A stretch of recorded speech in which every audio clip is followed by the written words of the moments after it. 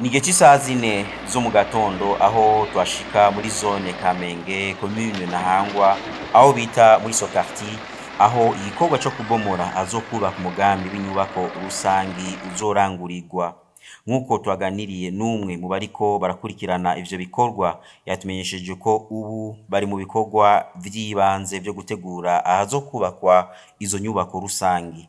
Muri ivyo bikorwa babanza kubomora amazu ya kera yari ahasanzwe hamwe no gutegura ikibuga.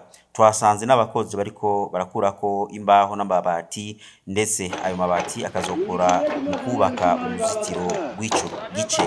Nk'uko tubimenyesheje n'uwo ariko arakurikirana ivyo bikorwa mu gice ca mbere kizokubakwa ku ruhande ruri haruguru rw'ibarabara rya 15 inzu zigeretsweko zigera kuri 24 aho inzu imwe izobamwo imiryango igera kuri 20 ni kuvuga izo nzu zose akazobamwo imiryango igera ku 480 imwe yose ikaba izoba ifise ivyumba bitatu amabaraza abiri amwe n'igikoni. Nk'uko bivugwa na bamwe bariko barakurikirana ivyo bikorwa muri izo nyubako akazabamo aho bahagarika imiduga bita parking ndetse naho iyo miryango izoshobora gukorera amamanza hamwe n'ikibanza co kwinonora imitsi.